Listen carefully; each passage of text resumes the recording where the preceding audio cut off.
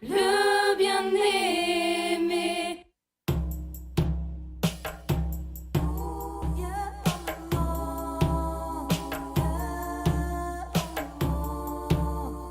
اللهم اغفر لي اللهم ارزقني اللهم زدني اللهم علمني اللهم اغفر لي اللهم ارزقني اللهم زدني اللهم علمني.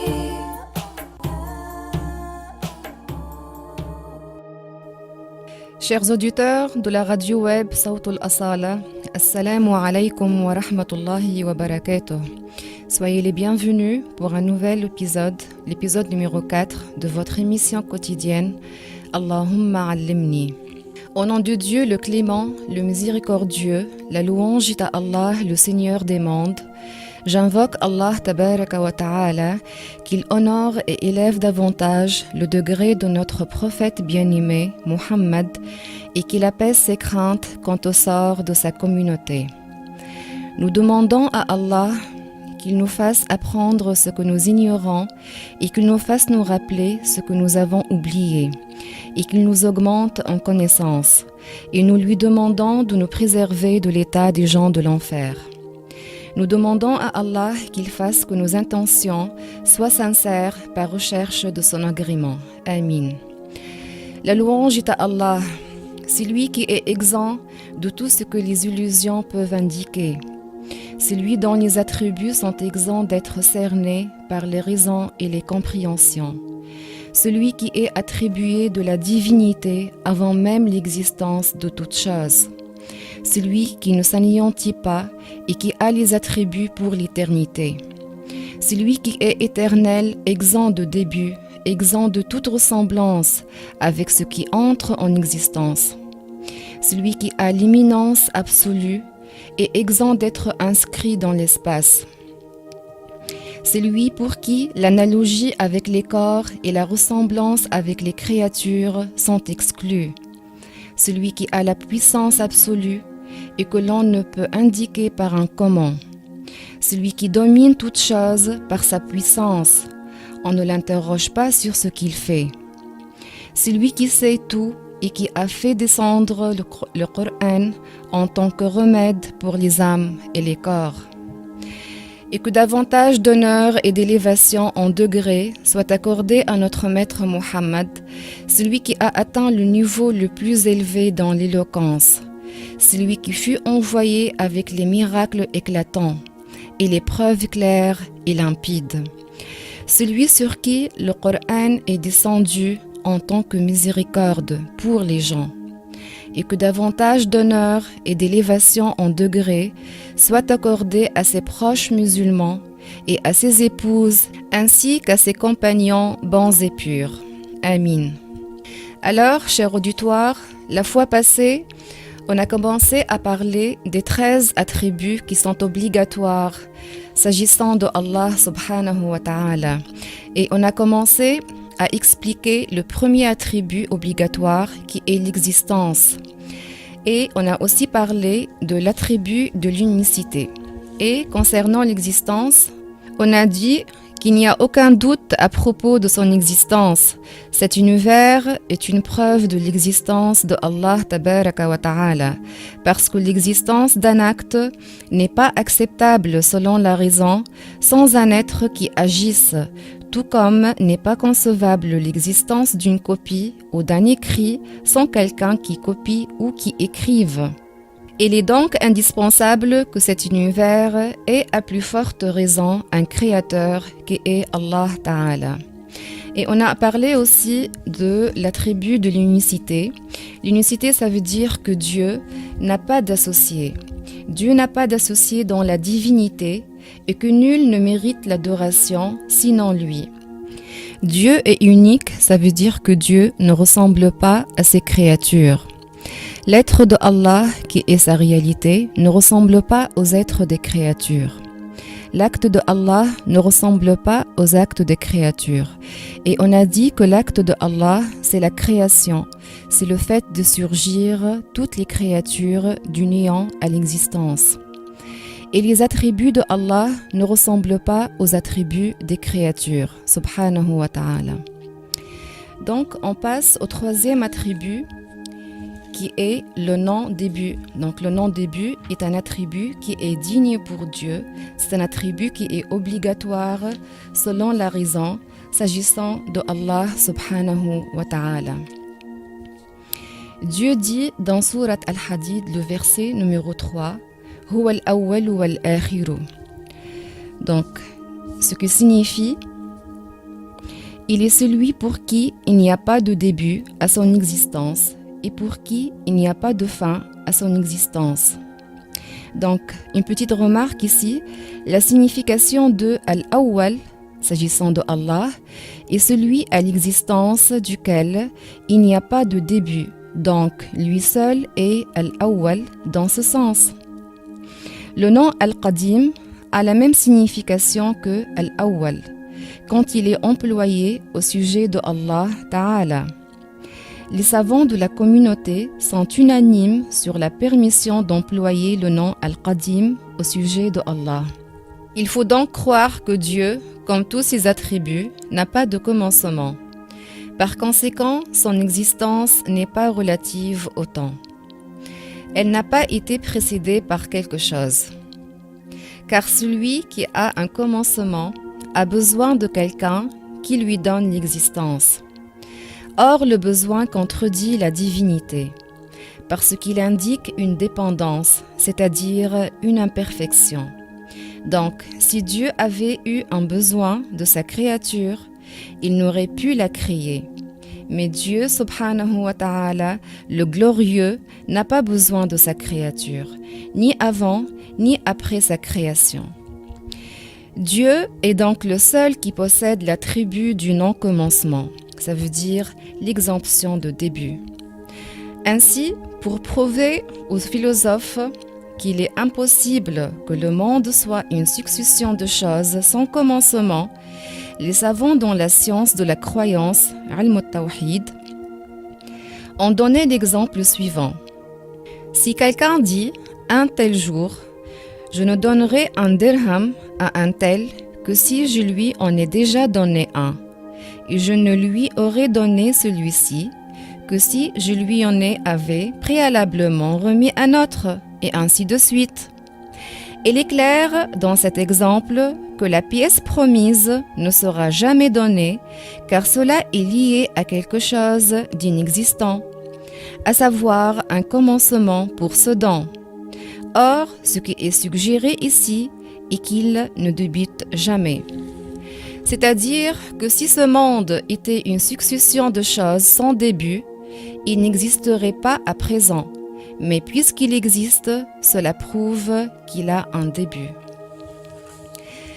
Alors, l'éternité est obligatoire selon la raison s'agissant de Allah subhanahu wa ta'ala, dans le sens de l'existence sans début et non pas dans le sens de l'ancienneté chronologique et temporelle. Les termes Al-Qadim et Al-Azali, lorsqu'ils sont employés au sujet de Allah, signifient que son existence n'a pas de début. On dit que Allah est Azali, Allah est Qadim. En revanche, le terme Al-Qadim, lorsqu'il est employé au sujet de ce qui est créé, il signifie l'ancienneté chronologique et temporelle. Quant à la preuve rationnelle que Allah Ta'ala existe de toute éternité, elle est la suivante.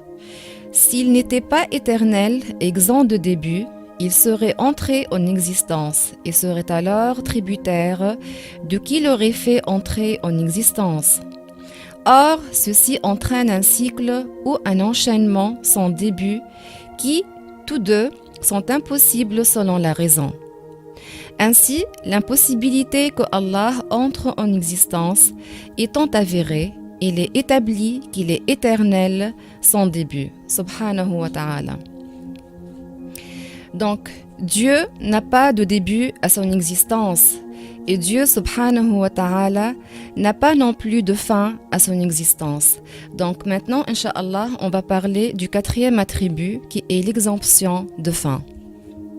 Dieu dit dans le Coran Kullu man 'alayha fan wa yabqa wajhu rabbika dhul jalali wal ikram. Ce qui signifie tout ce qui est sur terre est voué à l'anéantissement, mais Dieu existe éternellement. Dieu, tout comme ses attributs, n'a pas de fin. En effet, la raison impose que Dieu, qui est sans commencement, soit sans fin. Il est le vivant qui ne meurt pas, et sa vie n'est ni acquise ni précédée par quelque chose ou par le néant. Donc, Ad-Da'im, s'agissant de Allah, c'est celui qui n'est atteint par aucun anéantissement. L'anéantissement est impossible selon la raison, s'agissant de Allah. Donc, nul n'est éternel sans fin dans ce sens-là, sinon Allah subhanahu wa ta'ala. Allah ta'ala n'a pas d'associé de toute éternité, parce que Allah est exempt de fin, d'une éternité propre à lui-même. Nul ne la lui a accordée. Quant à l'éternité d'autre chose que lui, comme le paradis et l'enfer, elle ne leur est pas propre. Mais c'est Allah qui leur a voulu l'éternité sans fin à tous deux.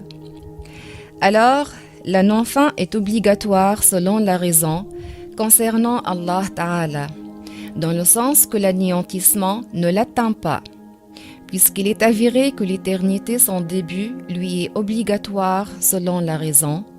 L'éternité sans fin est également obligatoire à son sujet.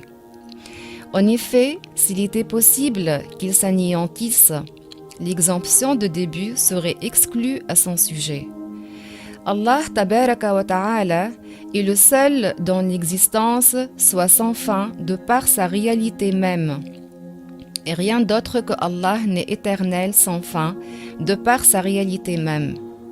L'éternité sans fin du paradis et de l'enfer, quant à elle, n'est pas une caractéristique inhérente à leur réalité, mais c'est Allah qui a voulu qu'ils soient tous deux éternels sans fin. Par conséquent, l'anéantissement est possible au paradis du strict point de vue de sa réalité. Il en est de même pour l'enfer, du strict point de vue de sa réalité, l'anéantissement lui est possible. Alors, Allah Ta'ala existe sans début et sans fin. Et Allah Ta'ala n'a pas besoin de ses créatures. Et maintenant, Inch'Allah, on va commencer par parler du cinquième attribut qui est le non-besoin. Donc, comme on l'a déjà mentionné, le besoin contredit la divinité. Allah Ta'ala dit dans le Coran Ya ayyuhan nas antumul fuqara'u ila Allahi wallahu huwal ghaniyyul hamid. Ce qui signifie ô vous les hommes, vous avez besoin de Dieu et Dieu n'a pas besoin de sa créature. Toute chose a besoin de Dieu car il n'y a rien qui existe sans sa création. Notre existence dépend de lui. C'est lui qui nous a fait surgir du néant. Ainsi, tout ce que nous faisons ne peut exister sans la création et la volonté de Dieu. Dieu est l'Éternel, Al-Qadim, qui n'a jamais cessé d'exister. Il n'a donc besoin de personne pour lui donner l'existence, la science ou tout autre de ses attributs. Ainsi, tout en connaissant ce qui se passe partout, ensemble des lieux, places et endroits, Dieu régit tout par sa volonté sans s'incarner dans sa créature, ni dans les cieux, ni sur la terre, ni dans un endroit, ni dans tous les endroits, ni partout. Remarque, c'est parce que le prophète sallallahu alayhi wa sallam nous a appris que la direction, al-Qibla, des invocations et le ciel, que nous levons les mains vers celui-ci. Et c'est parce qu'il nous a enseigné que celle de la prière et la Kaaba à la Mecque que nous nous orientons vers cette maison honorée par Dieu, subhanahu wa ta'ala. Alors, sachez que son absence de besoin signifie qu'il n'a pas de besoin de tout autre que lui. Il n'a donc pas besoin de qui l'aurait spécifié par l'existence, car le besoin d'autrui contredirait son exemption de début. Or, l'obligation de son exemption de début et de fin a été confirmée précédemment. Alors, on doit retenir que Dieu n'a pas besoin de ses créatures et tout autre que lui a besoin de Dieu, subhanahu wa ta'ala. Dieu est le Tout-Puissant. Donc, on va parler maintenant du 6e attribut obligatoire selon la raison, s'agissant de Allah subhanahu wa ta'ala, qui est la puissance. Dieu dit dans le Coran, Inna Allah ala kulli shay'in qadir, ce qui signifie, certes, Dieu a la puissance parfaite sur toute chose. Dieu est le Tout-Puissant et par sa puissance qui n'a ni commencement ni fin, il crée et anéantit les choses suivant sa science et sa volonté. Par sa puissance, Dieu fait surgir tout possible du néant à l'existence. Rien ni personne n'échappe à la puissance de Dieu, et nul ne peut secourir celui qu'il veut châtier. Alors, Al-Qadir, s'agissant de Allah, est celui qui a pour attribut la toute-puissance, et c'est un attribut qui est obligatoire selon la raison, s'agissant de Allah subhanahu wa ta'ala. Donc, Al-Qadir, s'agissant de Allah, est celui qui a pour attribut la toute-puissance, et c'est un attribut qui est éternel, exempt de début et de fin, par lequel Allah manifeste un effet sur les choses possibles, c'est-à-dire sur tout ce dont la raison conçoit tant l'existence que l'inexistence. Et la toute-puissance de Allah ne concerne pas ce dont l'existence est obligatoire, ni ce dont l'existence est impossible.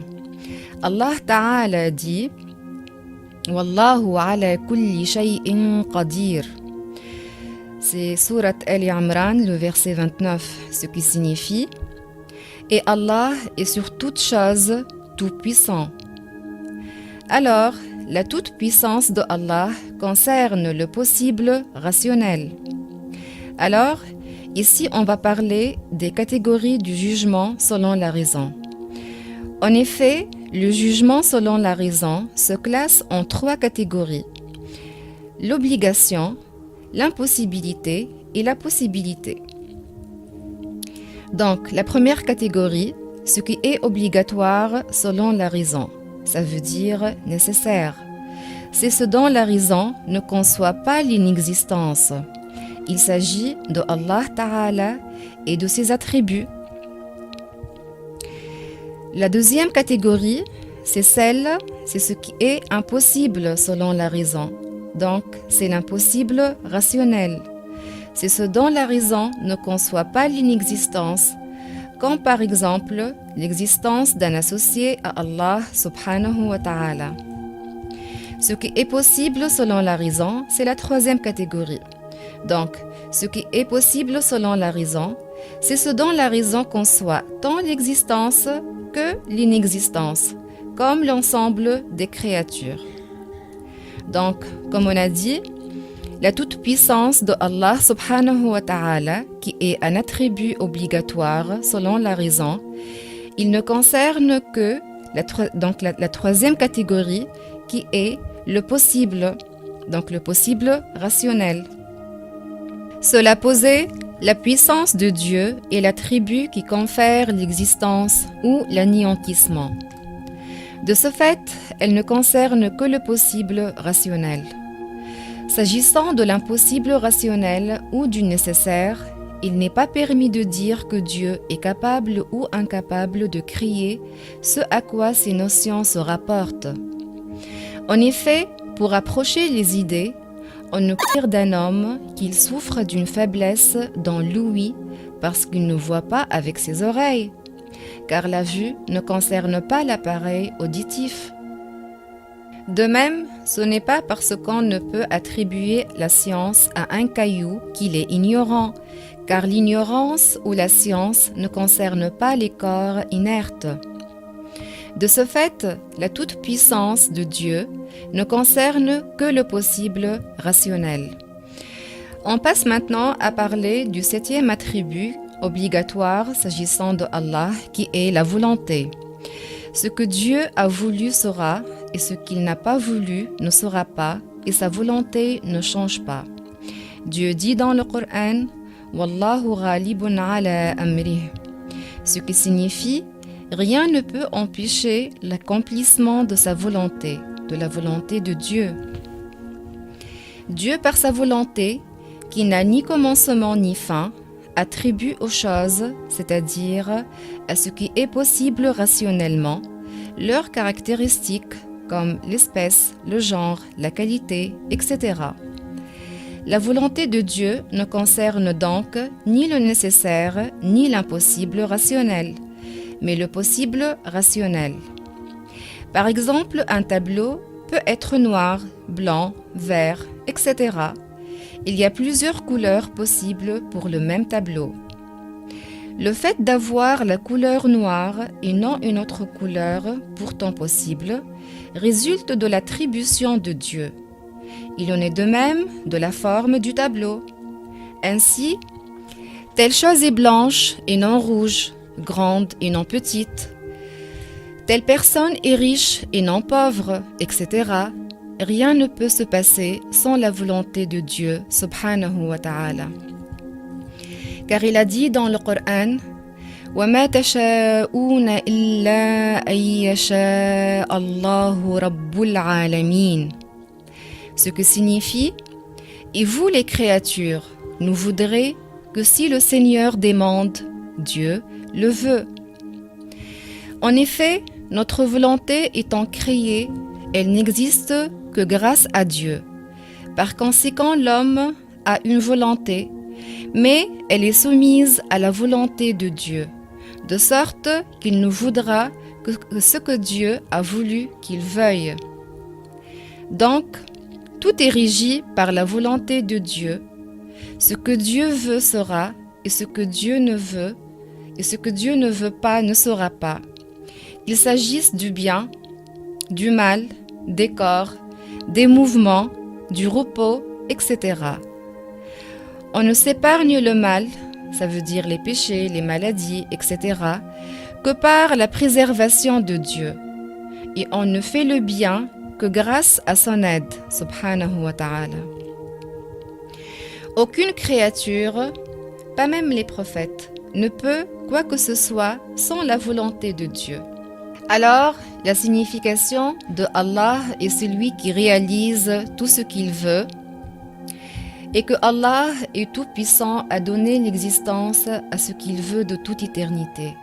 Rien ne peut l'en rendre incapable et personne ne peut l'empêcher et il n'a besoin de l'aide d'autrui. Allah Ta'ala dit « وَلَوْ شَاءَ اللَّهُ مَا اقْتَتَلُوا وَلَكِنَّ اللَّهَ يَفْعَلُ مَا يُرِيدُ » Sourate Al-Baqarah, le verset 253. Ce que signifie, si Allah le voulait, il ne se serait pas entretué, mais Allah réalise ce qu'il veut. Allah Ta'ala dit « Inna rabbaka fa'alun lima yurid » Sourate Hud, le verset 107, ce que signifie « Certes ton Seigneur est celui qui fait tout ce qu'il veut ». Ainsi, l'expression « ce que Allah veut est » et ce qu'il ne veut pas n'est pas, et que tout ce dont Allah veut l'existence, il est inévitable que cela existe dans le temps que Allah en veut l'existence. Qu'il s'agisse du bien ou du mal, de l'obéissance ou de la désobéissance, de la mécréance ou de la foi, et ce dont Allah ne veut pas l'existence n'entre pas en existence. Cela n'a donc pas lieu et ne sera pas. Et le vouloir de Allah est éternel, exempt de début et de fin. Il ne change pas. Cette expression est tirée de la parole du messager de Allah et Abu Daoud l'a rapportée dans ses Sunan, qu'il a enseigné à l'une de ses filles, Ma sha Allahu kan wa ma lam yasha lam yakun, ce qui signifie ce que Allah veut est et ce qu'il ne veut pas n'est pas. Et le vouloir, c'est la caractérisation des choses possibles par certaines caractéristiques qui leur sont possibles au lieu d'autres. C'est-à-dire que par sa volonté, Dieu spécifie et caractérise les créatures. Et la volonté de Allah ne change pas par l'invocation. Wallahu ta'ala a'lam wa ahkam. Chers auditeurs, on arrive à la fin de notre épisode pour aujourd'hui. Je vous donne rendez-vous, si Dieu le veut, demain à la même heure pour continuer de parler des autres attributs de Dieu, subhanahu wa ta'ala. Je vous souhaite une bonne écoute du reste de nos programmes. Alors, restez branchés sur nos ondes, les ondes de la radio web Sawtul Asala. Wassalamu alaykum wa rahmatullahi wa barakatuh. Sont enneigés, mon cœur réclame le messager, puisse ces mots voyager vers toi, Ahmed, le bien-aimé.